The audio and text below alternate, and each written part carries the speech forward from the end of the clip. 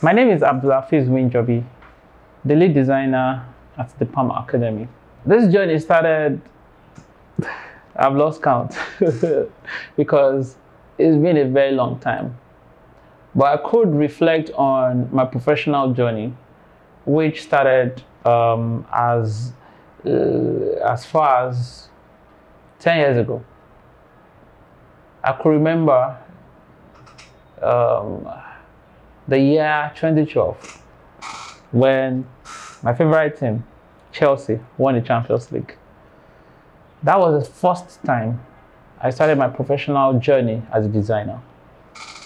I started as a graphic designer who does not really have a direction on how to go about designs, but just have access to software and computer, mix colors, just create design for creation's sake. No direction in line with principles of design, in line with processes, the real design process. I worked on several designs around print design, publicity design, campaign designs. I later evolved into brand identity design over the years. Not like before 2012 or even beyond 2012, I was not creating logos. But I cannot regard myself as a brand identity designer along these years because I wasn't even creating brand identity. I was just creating icons. So you might be wondering, what changed over the years? Why am I, presenting myself this way? I'm trying to walk you through my journey. And the journey is long, rough, but then I met several colleagues while I was in OAU. And while working with them, I realized that there are ways to get things done professionally that would present you better and make you compete effectively with other designers across the world. My people, how una dey? I wan show una better way where you fit dey buy your data all day. No stress, no wahala at all. Them call am Actifate. E dey for Play Store, e dey for App Store. E no dey far away. Buy MTN, Glo or Airtel. E dey for Play Store, e dey for App Store. E no dey far away. Buy MTN, Glo or Airtel. Subscribe to GoTV, TSTV. E go shock you like electric shock. You fit even buy airtime, them go reward your savings like you never lack. You fit buy MTN, Glo, Airtel data just for shikini money. Yes, so that's also jollificate with dey. E dey for Play Store, e dey for App Store. E no dey far away. Buy MTN, Glo or Airtel. My journey started from this city, Osogbo, and over the years, having worked with some colleagues, having changed my approaches, my design processes, a lot of people see my designs and they feel like, wait, this designer is from Lagos, right? But then, I wasn't from Lagos. I was creating those designs right here from Osun State, especially here in Osogbo. What changed? Approach. Moving forward, I worked with student union executives back then in OAU. I worked on campaign posters. I'm proud to say during my stay in school, my designs led to an emergence of our social director back then, New Rain. Beyond that, I've created print designs. I've created magazines, yearbooks designed for quite a lot of departments and individuals and even organizations. And fast forward to my end of OAE years when I graduated. I wanted to make meaning out of my little skill that I have with me, but then I tried setting up.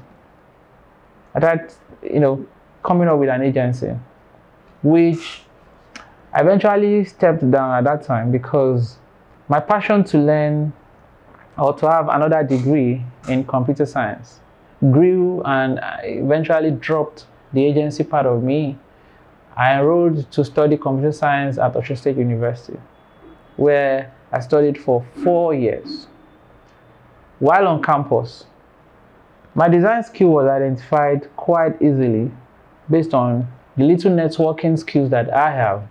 As a student, I tried networking with some staff whom I've met before Osun State University and even while I was on campus at the university. Having networked with them, I was able to work on designs. Don't mind me, I worked on several free designs, and my free designs led me into networking properly. So you might be wondering, oh, people are asking me to come up with some designs, they are not ready to pay. Don't quote me wrong, free designs are bad.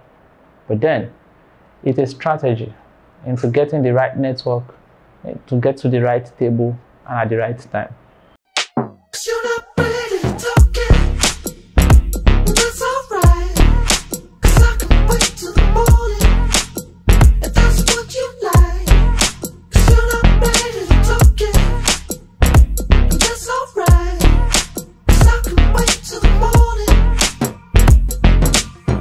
I've been a fool, I've been a fool.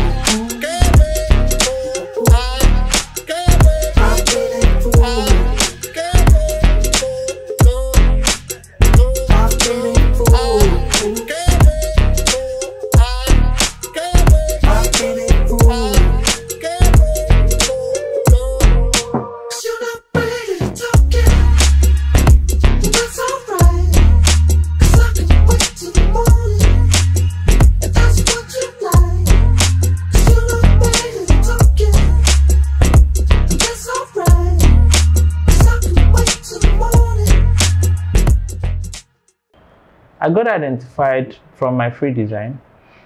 I got pushed to work with them as a student, and I did that for my years while I was at Osun State University. I worked on magazines, I worked on annual reports, I worked on posters, I worked on several stuffs, and I even worked on billboards for the university. I created brand identity for the teaching hospital of Osun State University. But then, all of these are not really in connection with my journey into becoming a product designer until I mentioned how I transcended into this field of product design. As far back as 4 or 5 years ago, I came across some of my colleagues whom were working on designs, working on the regular graphic designs, but now they have evolved into becoming product designers. And I can't but ask, why product design? Having walked me through their skills, what they do, I realized that this is more engaging and is, of course, creating bigger solutions beyond the regular designs. While I'm still a graphic designer, a brand identity designer, I'm also a product designer who have spent money, time, and even anything possible to ensure that I pick up these skills. This would not come easily because product design is beyond understanding how color works, understanding how the software works. But then you have to learn the rudiments, just like you would learn how to bath, as simple as it is. So learning product design, I had to spend my time and resources to get the necessary knowledge in becoming a product designer. I have enrolled for scholarships. I have enrolled for paid courses. I have enrolled for workshops, like a short course on product design. Even before I became a product designer, I have a background knowledge in web development. I was a beneficiary of Google Scholarship in partnership with Andela as far back as 2019. Beyond this, I have worked on several projects based on collaboration with colleagues. I worked on some interface designs for some mobile apps that ranges from real estate to hotels to several landing pages for businesses.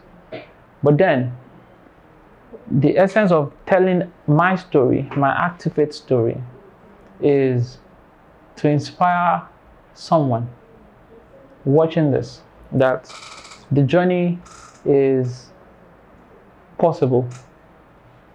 It could be short or long, depending on the path you are treading. I have a passion, and that is why I created an agency. Aside, having a platform for people or businesses to have solutions to their businesses. The Palm Academy is passionate about creating a platform for new designers or design enthusiasts to learn design the proper way, which will save them time. I started designing more than 10 years ago, and that's why I said professionally. My design, started 10 years ago. But beyond that, I had learned design as far back as, say, 2004. But I started my professional career and proper design as late as maybe 2017. So you can imagine, or let's say 2015. So you can imagine, I spent too much time on the wrong design process, approaches, and principles. So this journey is possible. It could be shorter. Just learn the right way, get the right resources, network as much as possible. As early as 2004, there are no community of designers. And then right now, we have a lot of communities. And that brings me to inform or to let anyone watching this know that I am not just a designer. I also advocate for communities of designers. I lead the Friends of Figma Oshobo. That's a community of product designers who are using Figma. This community exists almost every part of the world. We have other communities who are tagged as Friends of Figma, but beyond Oshobo, there are other communities like that. So I am the advocate of the Friends of Figma Oshobo. And at Friends of Figma Oshobo, we come together, network, learn about product design, about Figma, about updates, and of course we have fun and we collaborate on projects. Thank you for having me. My name is Abdulafiz Winjobi. I am the lead designer of the Palm Academy, and this is my Actifate story. Are you in search of affordable yet quality office, home and outdoor furniture to serve different purposes? Then look no further. Art Deco Interior and Furniture Limited is the ultimate brand you have been searching for, ranging from office chair and table, dining set, luxury sofa chairs, Chesterfield sofa, hall and church chairs, transparent chairs, banquet chairs, outdoor furniture and garden seats, saloon furniture, student desk and writing chairs, bookshelf and cabinet, gaming furniture like snooker, table tennis boards, and many more. Visit us at any of our branches in Agumbelewo, Alekuwodo, Fakunle, Oshumol, Oshubo, and Ileife, or call us on 0803-510-5891. Once again, 0803-510-5891. You can also browse our extensive collection online at www.shop.artdeco.com.ng. Elevate your living space with Art Deco, where style meets sophistication. Hi, welcome to Actifate Symposium, the product design workshop. My name is Abdulafiz Winjobi. I'm the lead designer at the Palm Academy, a design agency building solutions to brands through engaging designs and digital products. Today, we'll be talking about design thinking and user-centric product design, creating meaningful and innovative solutions. You might be wondering, this long topic, what's it all about and how is it in connection with product design? Product design as a field is a chunk out of the general keyword design. I am sure you know that building something would require a plan. But then what are we building? We are building products. In this workshop, we are not just building any product, we are building digital products. What will be the design process? What will be the thought process in the design of a product? And not just any product, a digital product. So let me walk you through.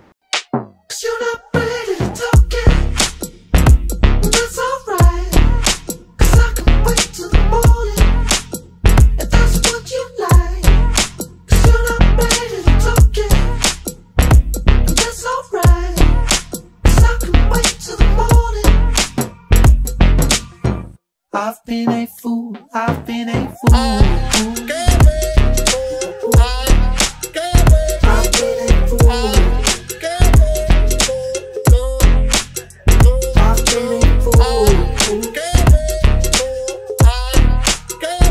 I've been a fool. I've been a fool.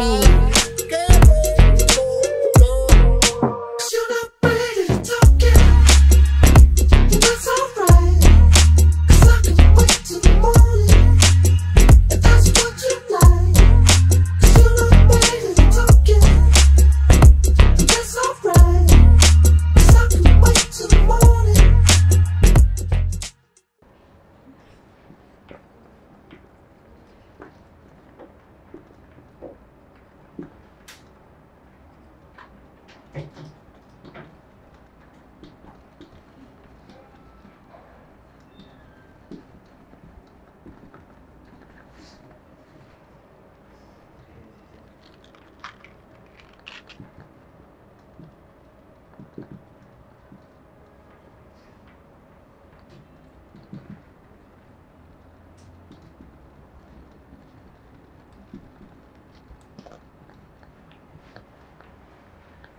Welcome back. I will be talking about the major keywords in this topic. First, let's discuss design thinking. From the word, it's obvious. Design thinking means the thought process in design, ranging from the beginning of the process down to the end. And I'm going to walk you through the design process along this workshop. Second is user-centric product design. Product design, I've explained earlier, but user-centric is a concept that revolves around understanding the user and designing a solution that is user-centered, that is, revolving about how a user interacts with your product. The third keyword I'm going to talk about is meaningful, and lastly, innovative. If a product is meaningful, of course, we all want to build something meaningful. Meaningful means useful, because one of the key property of any product is being useful or meaningful, as the case is in our topic today.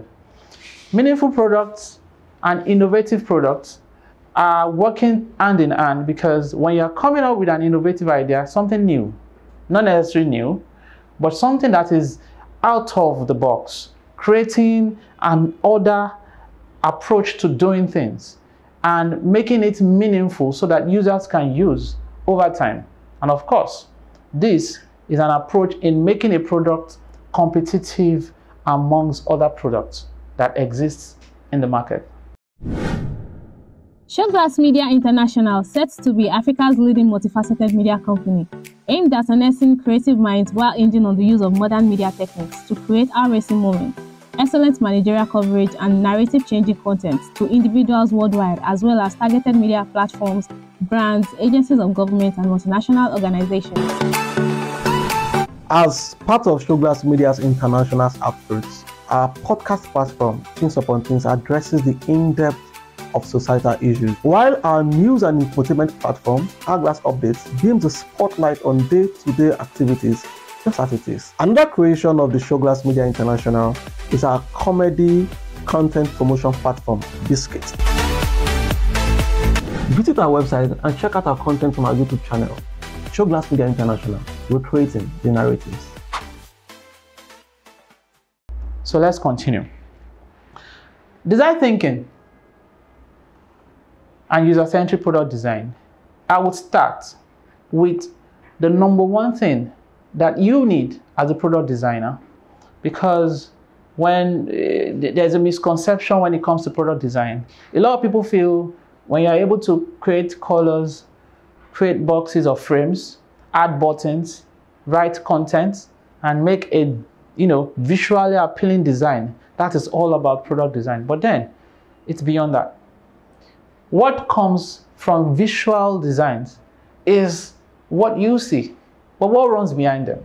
What runs at the background? What runs at the back end? And that is the UX of product design. And this topic is solely around UX of product design.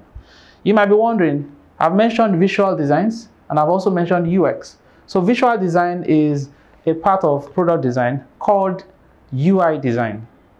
In full, we call it user interface design.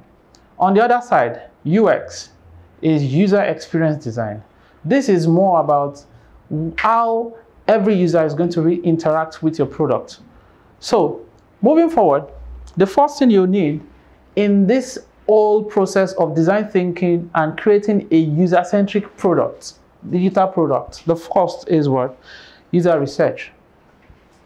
Let me just use a case study of a digital product that we might all be familiar with. Without mentioning any name, I'm sure you can quickly think of at least one product, digital product in the banking sector or in the finance tech, or let's call it fintech sector.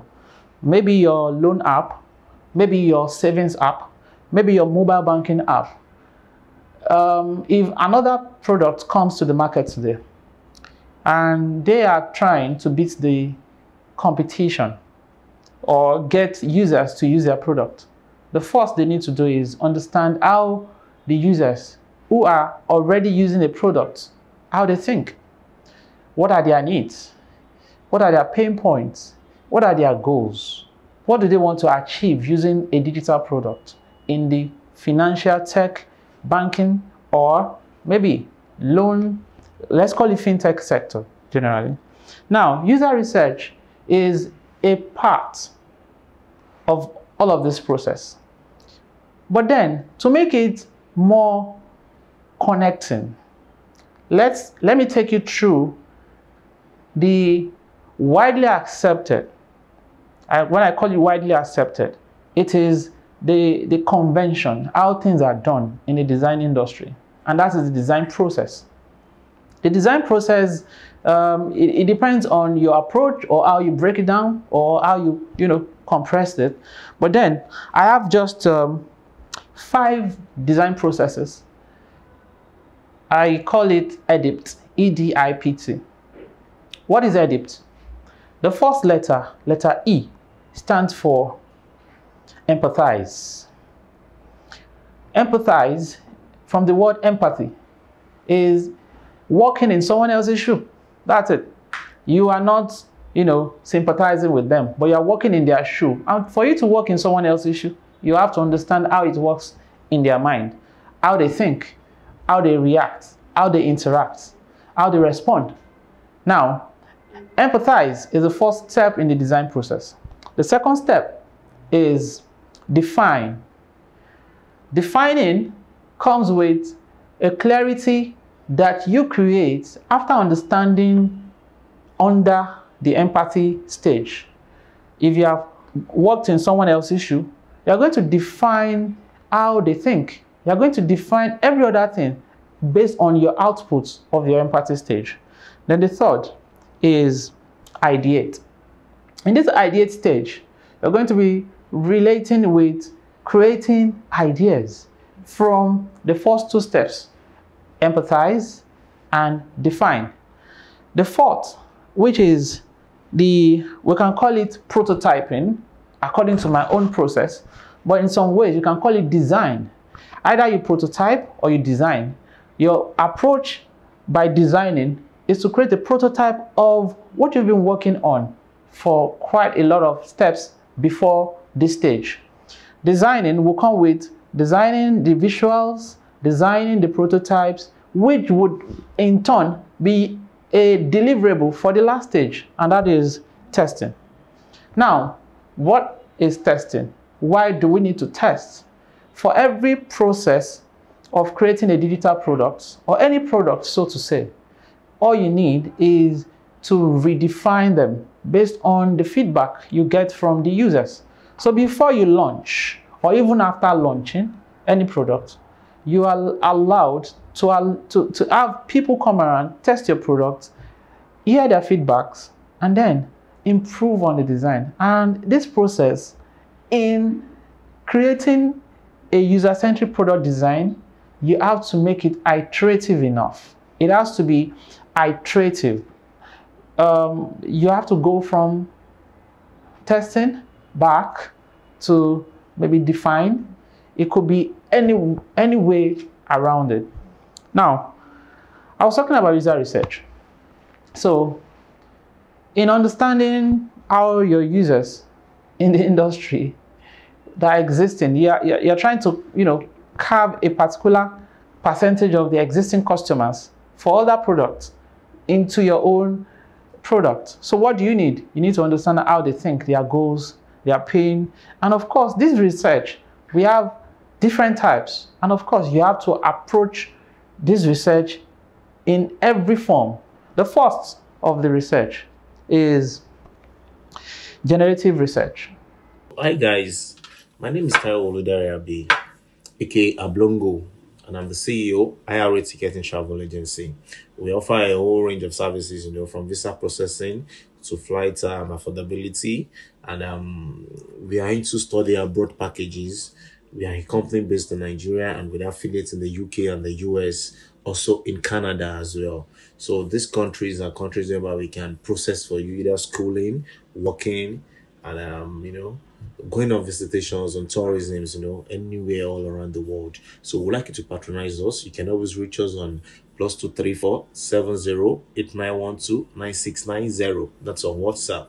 And we'll be willing, to hear from you and give you the best of the best. So thank you. We love you.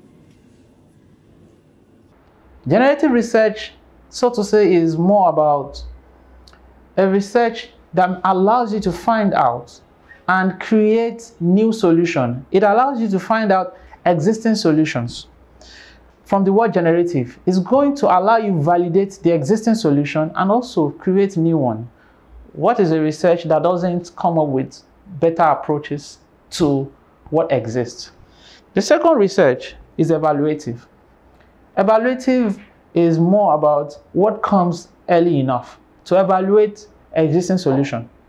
When you evaluate, you tend to identify a gap that exists already in the industry. For example, when Facebook came up back in the days, it started as a product with a very little set of features. Back then, there were no Facebook ads. But based on research, evaluative research, they were able to evaluate what exists. And generative research allows them to create new ideas from existing solutions. The third research that we have to discuss today, it has a partner. And the other partner to that research, I'm going to mention the two of them now. The first is qualitative research and the second is quantitative, from the word qualitative. This reflects on quality, not numbers, as regards quantitative. Quantitative talks about metric. It talks about how many times do you use your phone, how long do you spend on your screens, how many people use this product, how many, talking about number. But quantitatives is more specific. It talks about the satisfaction a user derives.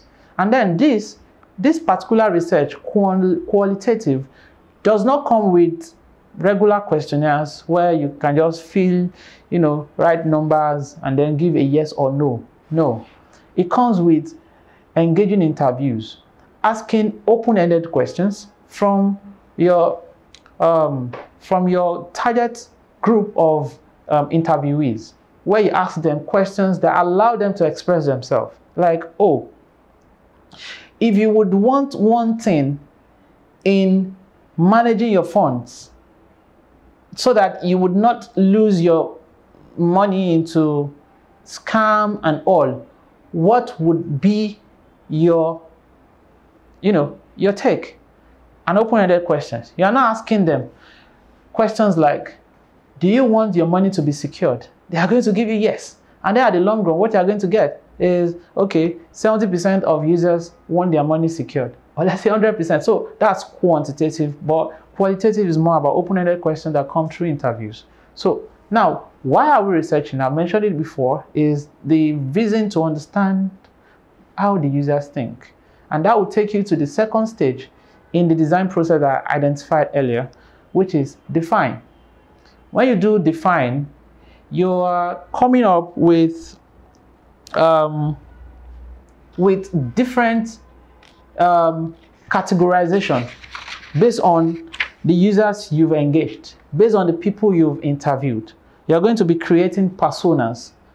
Persona is a simulation of, a particular user, that's a potential user of your product. For example, WhatsApp as a digital product has quite a lot of persona.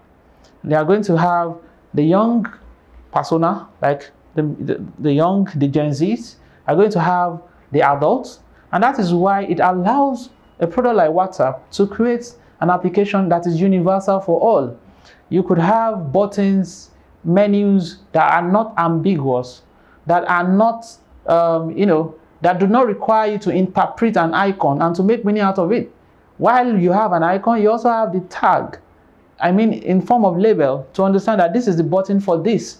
It doesn't make it like this app is for the Gen Z, because if that is the case, a lot of adults, old people, will not be able to use WhatsApp.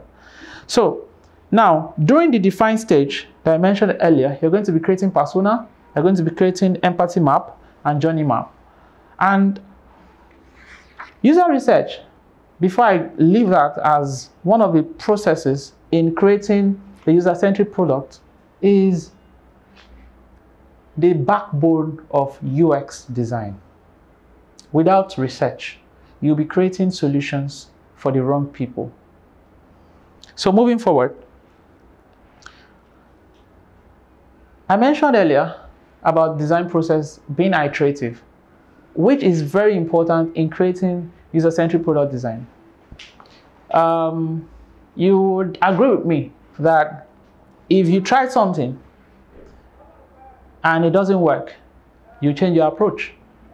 That makes it clear that when a design process is iterative enough, it makes it easy for you to go back to the drawing board, create new approach, make more research, understand how it works now, and design something better for your users. Because the target of every product designer is to ensure that there's a retention of their users over time. There is a need to address their pain points in the shortest time ever. There's a need to work on the pain points of their users. There's a need to ensure that they're able to achieve what they are intending to achieve within the smallest time they have. If your product is wasting their time engaging, complex, and not even simple, it makes it difficult and they drop your product. So moving forward, you have to have an iterative design process. Now, there's a part in product design that a lot of people might be wondering, I want to be a product designer. This part I want to talk about as a process for creating a user-centric product is the reality that exists in the industry. So UX, UI,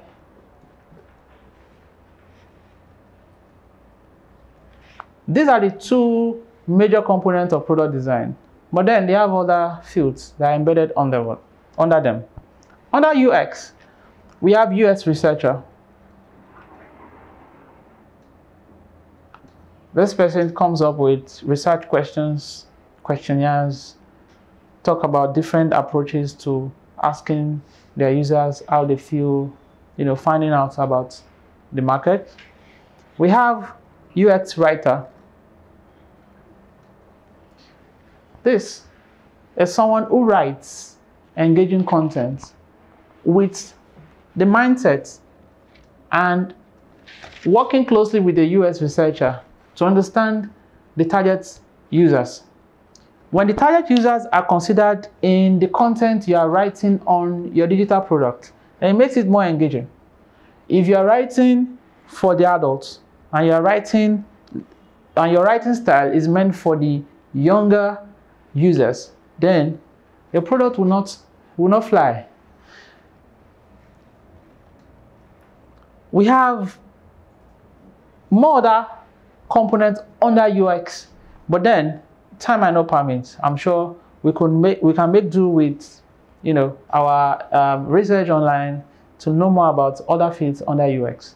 Under UI, we have the UI interface designer.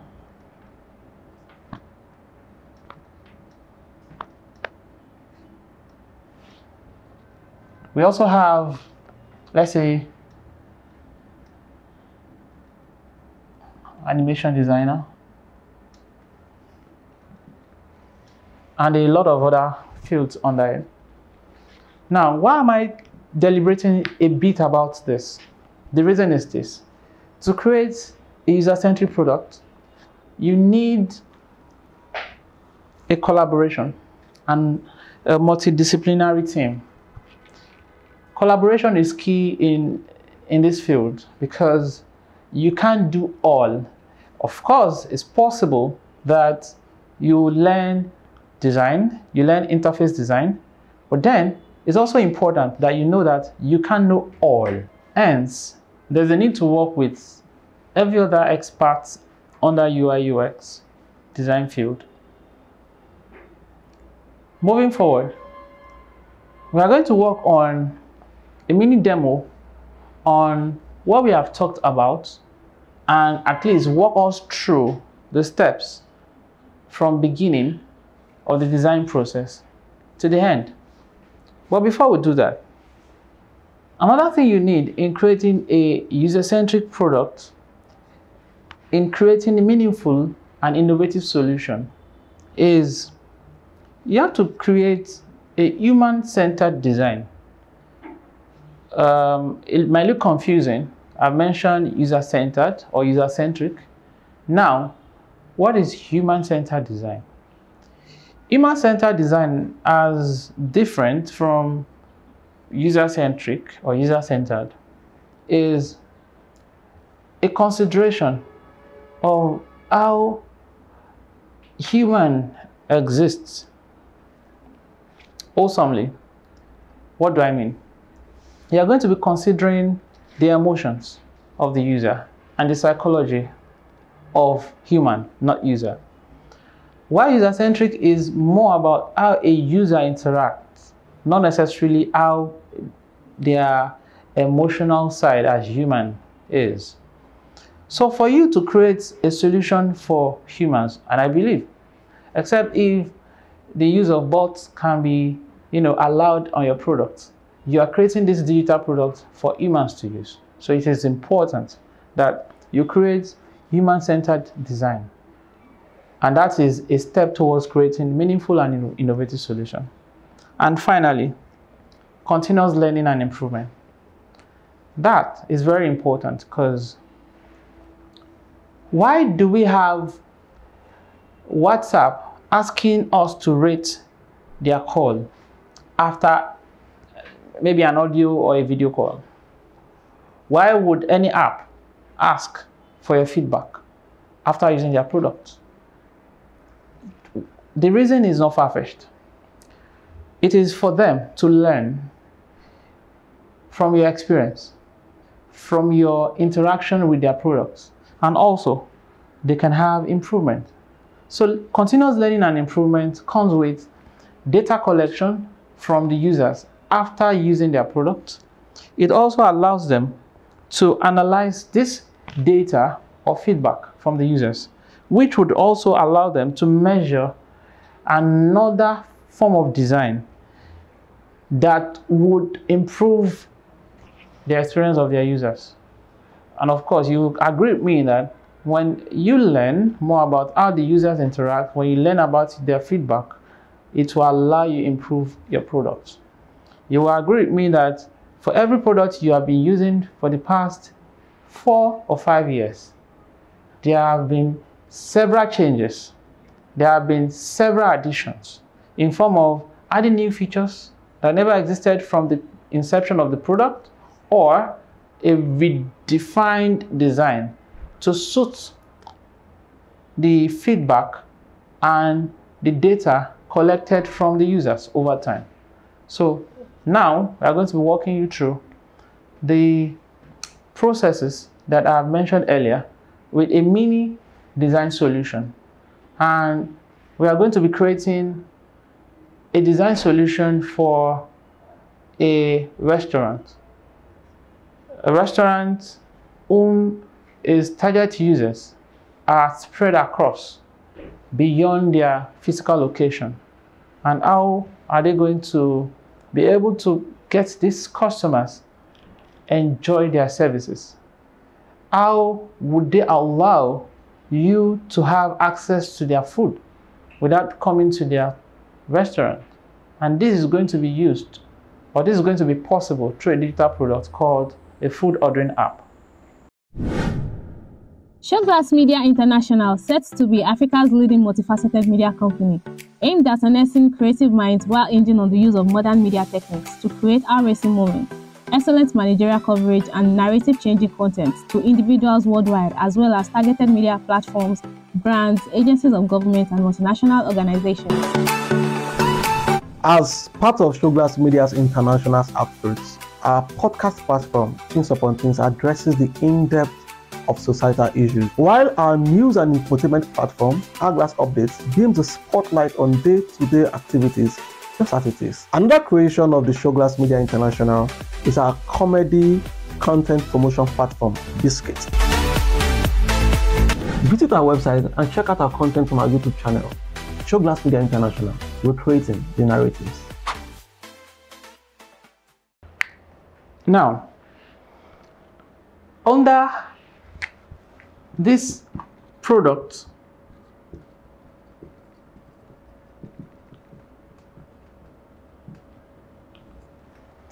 we are going to pass through each stage in creating this product.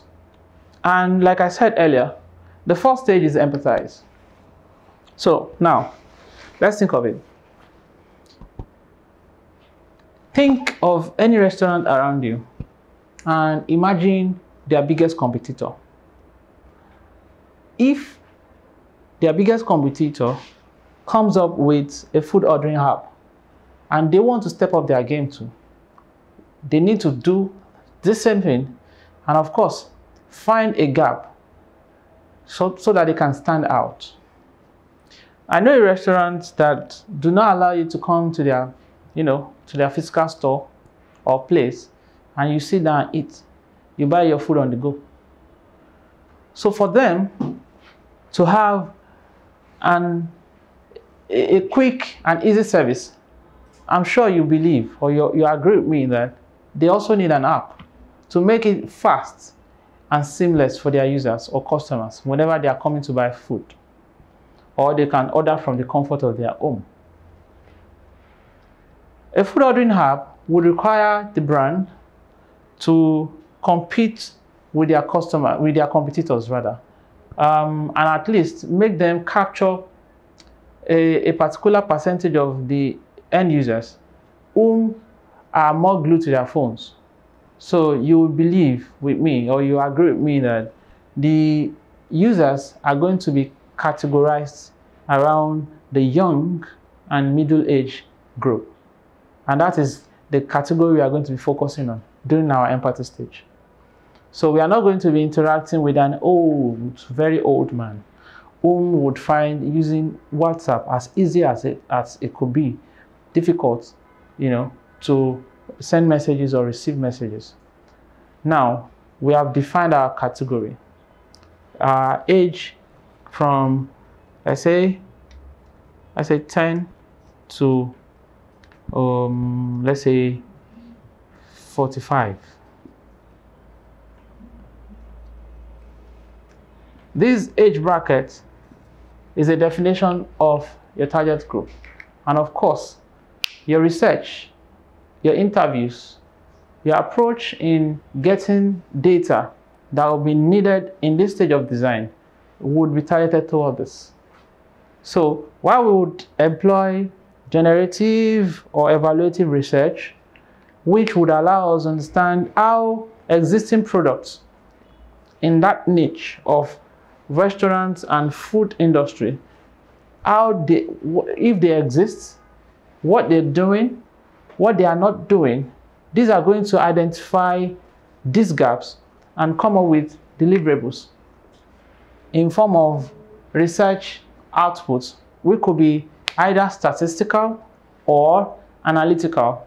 Analytical would come from qualitative research, where you're going to understand how the users think, what they feel. And of course, the statistical part would come from the quantitative research, which will talk about the numbers. Like, okay, how many times do you eat per day? What are the kind of food you eat? If you buy, what amount of food do you spend? What amount do you spend daily on food? So these are the qualitative research aspects of our empathy stage. So moving forward from there, we are going to get to the stage of definition, where we are going to be creating personas for the brand. So now, let's create about, let's say, 2 or 3 personas for this app. So the first persona is Kunle. Kunle is a 29-year-old banker. So if I mention a banker, you understand that a banker is someone who gets to the office and gets glued to his work, does not have enough time to, move around or do quite a lot of things for himself while at work. Now, Kunle needs to eat. He's human, he's not a robot. So for him to get his food, he would need a food ordering app. So we have to identify that Kunle is a banker, he does not have time. So under the definition, we are going to be creating persona of different category of people who are going to be the ideal users of this product. So, for example, we understand that Kunle his challenge is time. His challenge is time. Is busy, and there are a lot of things that Kunle, that limits Kunle from driving out to buy from a restaurant. So it makes him one of the most ideal users of our product. Now we could have another user, another persona. Let's say James. James is 18 years and a student and a nerd. All he does is just stay indoors all day. He doesn't want to go out. He stays indoors, play games. He doesn't even know how to cook, really. So it makes him also another persona that categorizes him as one of the ideal user. Now, why are we creating this persona? The reason is, from this, we are going to be creating a journey in which every user that falls into this category would pass through, and that would allow us create engaging designs for them or engaging products for them. So we will have it in mind that these are the kind of people we are, creating these products for, and that will allow us create innovative and engaging designs for them. Now, moving forward from this, there are other things you can create under this stage. We have from persona, we have empathy map. So under empathy map, there are 4 sections. The first one is what the user says, what they feel, their need, and their pain. Those 4 categories are important under the empathy map. Why do you need the empathy map? It's just for you to have that feeling of how they feel. Like I said, empathy is working in someone else's shoe. Now, all of these ones, we are creating them not from your head. They are output of your research. Because while researching, while interviewing people, you'll be creating a category. You are going to be compressing quite a lot of different people into a single persona or into different type of persona that is common to the majority. And that is the way it is. So after creating a persona, we are going to be having the empathy map, and we can also have a journey map. A journey map. This journey map is talking about the process or the steps that, is going to guide us on the processes that would follow during the usage of the app. Now, moving forward from there, we are going to get to the ideates. Under ideates, what is most important is understanding how to make meaning out of the outputs we've gotten from the define stage. And under ideates, we are going to be having user flow. At this stage, it's going to be showing the clarity on how a user will move from point 1 to point 2 to point 3. We are going to also have information architecture.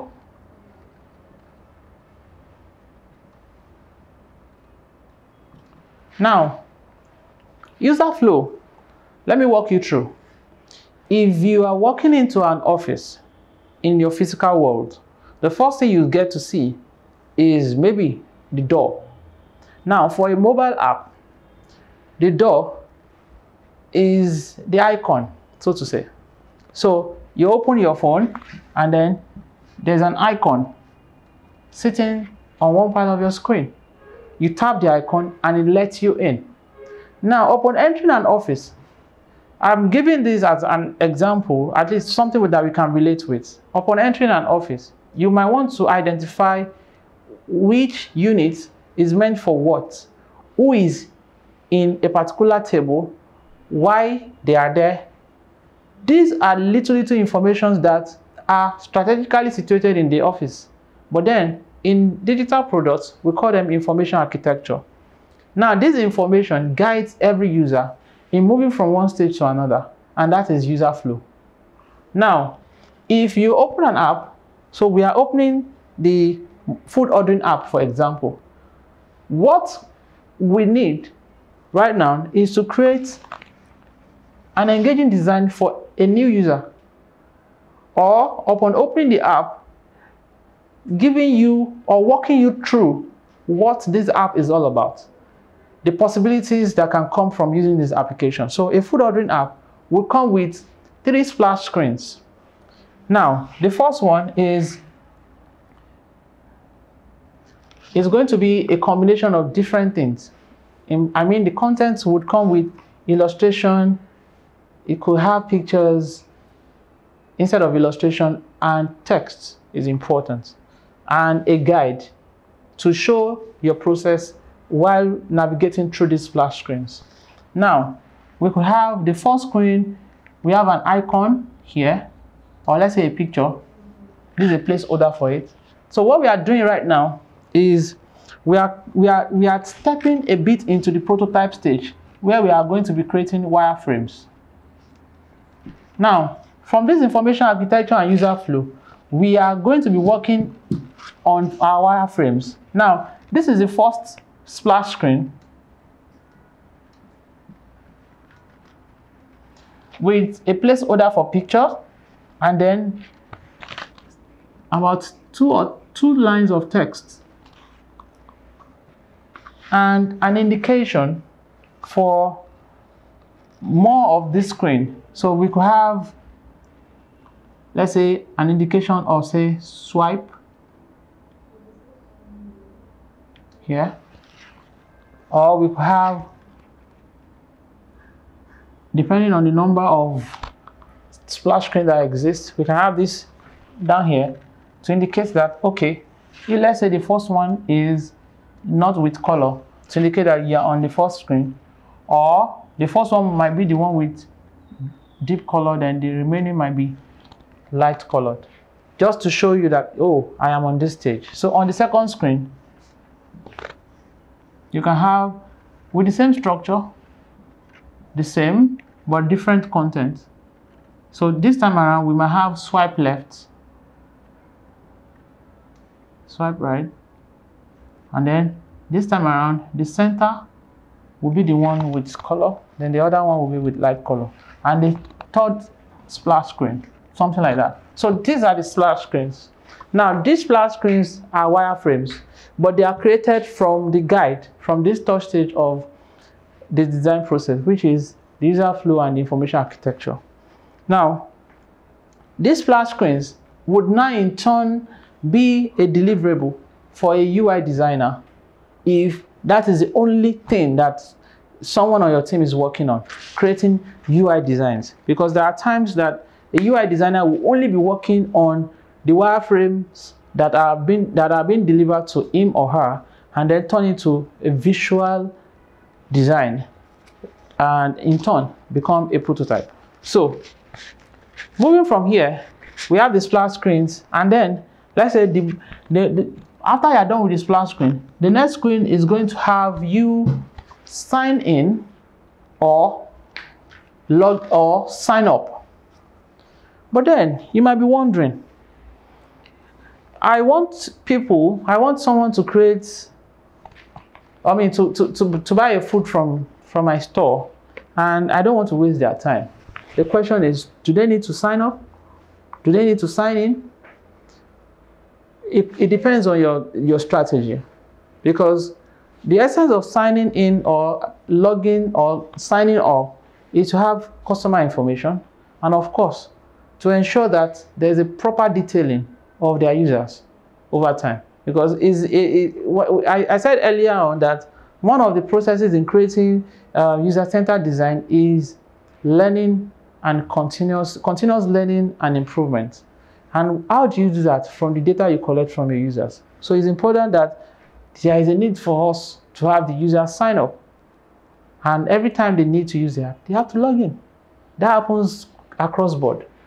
But if your marketing strategy allows you to have them sign up or get their details post ordering, they might not need to sign up, because an hungry man is an angry man. I just need this food, I want to place an order.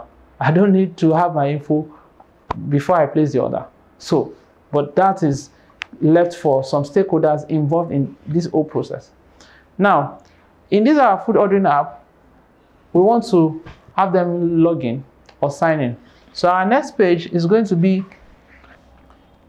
more like a form.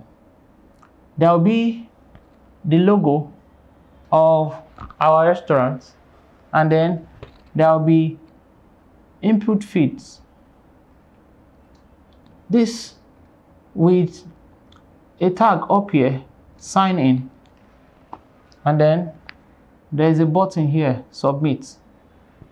So down here, based on common practice, there are ways you can sign in, there are ways you can sign up. But up here, we can have our sign up here, or let's say down here, depending on, there are different approaches to it. And of course, when there are different approaches, you can sort those approaches based on your testing, and that's why it has to be iterative. You can test your sign up being up here with your users, and over time, after several tests and feedback, you'd probably be convinced that the positioning here is wrong. It has to be down here. So if it's down here, you could have maybe a sign up with Google, let's say with an icon of Google here, or a sign up with Facebook, depending on the APIs or the services you are planning to involve in your product. Now on this page, this is a what? A sign in, and if it is now a sign up, the page will look differently. So now we are going to be creating different pages. So it's a whole lot. These are called what? Wireframes. Now wireframes will now become the deliverables for creating the UI of the product.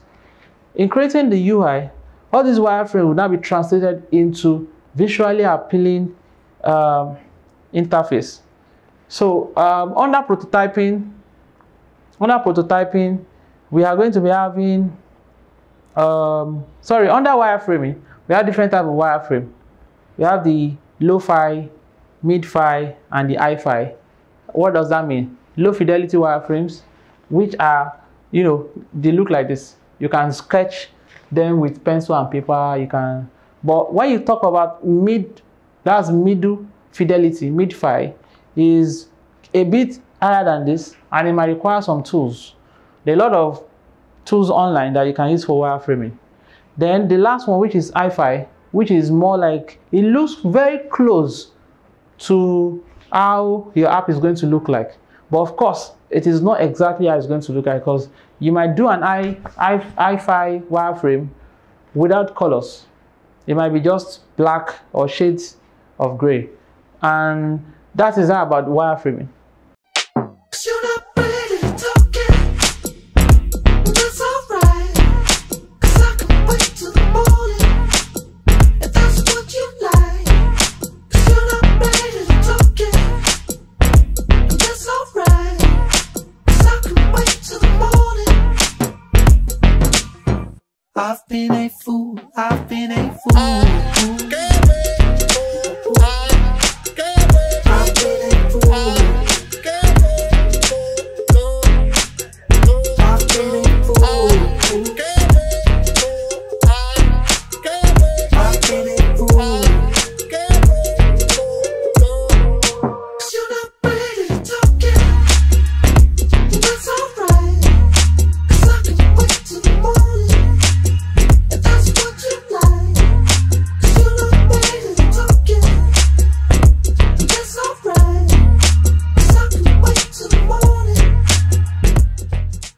I often say it to anyone while discussing why product design. Some people mix it up with, are you graphic designers, or what are your roles? So I'll simply tell them, product designers are like the architects in building houses. So we create visually appealing designs. We understand the psychology of design, principles of design, or a whole lot of things that are embedded in design processes. And then we create design in line with them for the final deliverables to be given to a developer. Now, I said creating innovative solutions or user-centered designs require collaboration and working with multidisciplinary team. This is design.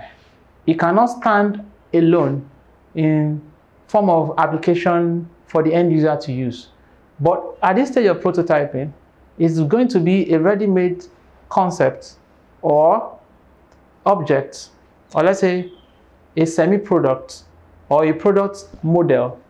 I think that's better. A product model that can be tested with few set of individuals who are testers to give feedback on, you need to improve on this, you need to remove this, you need to remove that, I don't like this, I don't feel connected to this, this does not address my pain, this does not address my goal, and a whole lot of things.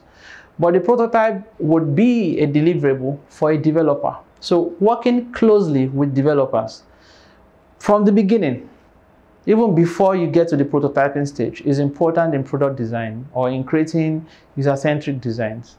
It's quite easy for a developer, a designer, to come up with any form of design, any form of animation, but know what is possible in the development stage.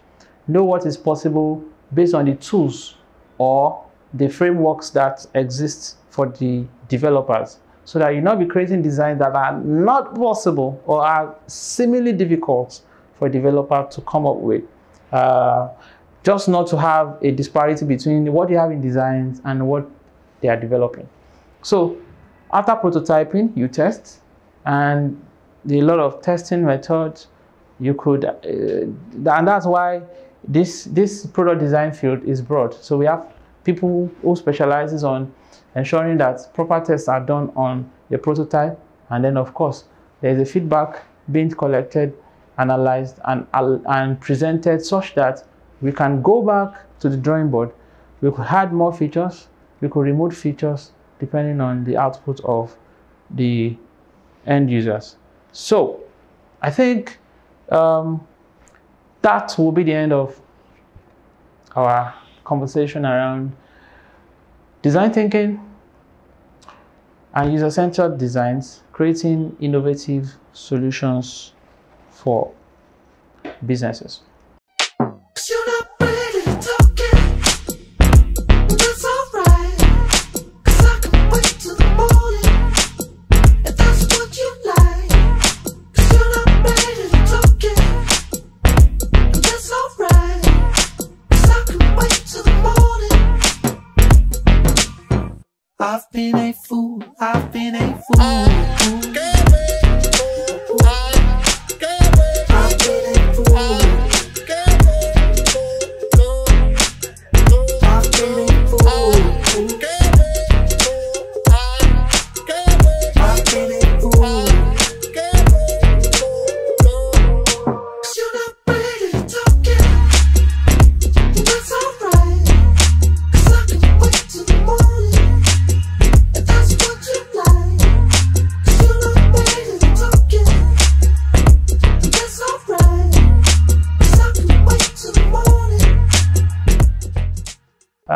It's been a wonderful time discussing the topic design thinking and user-centric designs, creating meaningful and innovative solutions. I believe that joining this Actifate Symposium product design workshop has opened you to possibilities and different areas of product design. There are a lot of skills involved. If you're a designer, this is a field for you. If you're a graphic designer, this is a field for you. If you're a writer, there is a part of product design waiting to have you. This is one of the most sought after skills right now, anywhere in the world. It allows you to express yourself. It allows you to build solutions for businesses and people. It allows you to be a hero by creating designs, by creating digital products. I would encourage anyone watching this that the time to start is now. The time to act is now. There are a lot of resources around you. There are a lot of people who can mentor you through this. There are a lot of resources out there. Go to YouTube, check Twitter, find content. There are a lot of courses out there you can learn from. There are Google courses, there are Google UX courses. There are organizations who roll out scholarships in learning product design. The time is now, and the world can't wait for you to come on board and express your creativity through product design. Are you in search of affordable yet quality office, home and outdoor furniture to serve different purposes? Then look no further. At Decor Interior and Furniture Limited is the ultimate brand you have been searching for, ranging from office chair and table, dining set, luxury sofa chairs, Chesterfield sofa, hall and church chairs, transparent chairs, banquet chairs, outdoor furniture and garden seats, saloon furniture, student desk and writing chairs, bookshelf and cabinet, gaming furniture like snooker, table tennis boards, and many more. more. Visit us at any of our branches in Agumbelewo, Alekuwodo, Fakunle, Oshumol, Oshugbo, and Ileife, or call us on 0803-510-5891. Once again, 0803-510-5891. You can also browse our extensive collection online at www.shop.artdeco.com.ng. Elevate your living space with Art Deco, where style meets sophistication. I'm using this medium to wish you happy World Youth Skills Day. This is a worldwide phenomenon celebrating the skilled youth. If you are yet to be part of the skilled youth, the time is now. Pick up your skills in product design and join the category of youths who are skilled and making meaningful solutions for businesses and individuals. My name is Abdulhafiz Winjobi. I've been speaking on design thinking and user-centric design, creating meaningful and innovative solutions. I am the lead designer at the PAM Academy, a design agency specializing in building solutions for businesses through digital products. Thank you very much.